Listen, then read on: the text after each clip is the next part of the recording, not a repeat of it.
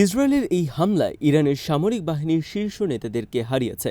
অবকাঠামোগুলোর যথেষ্ট ক্ষতি হয়েছে, কিন্তু বৃহত্তর ছবি থেকে ভিন্ন গল্প উঠে আসছে।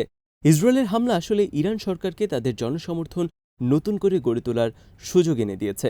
এই হামলা ইরানিদেরকে তাদের অভিন্ন ইতিহাস আর সংগ্রামের কথা মনে করিয়ে দিয়েছে। এই ঐক্য সরকারকে আরও শক্তিশালী করবে, তারা দুর্বল হবে না।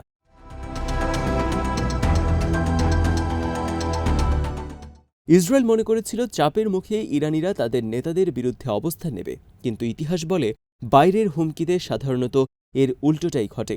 এই ধরনের হামলা জনগণকে সরকারের আরও কাছাকাছি নিয়ে আসে, এমনকি সরকারের সাথে ভিন্নমত পোষণকারীরাও এগিয়ে আসে। বিদেশি শক্তির মদদে ১৯৫৩ সালে যে সামরিক অভ্যুত্থান হয়েছিল সেটা ইরানিদের স্মৃতিতে গভীর ক্ষত রেখে গেছে। ইরান ইরাক যুদ্ধের সময় আন্তর্জাতিকভাবে বিচ্ছিন্ন হয়ে পড়েছিল ইরান, তখনও দেশের মানুষ ঐক্যবদ্ধ হয়েছিল। আজকের ইসরায়েলের হামলাও ইরানিদের একই অনুভূতি জাগিয়ে দিয়েছে।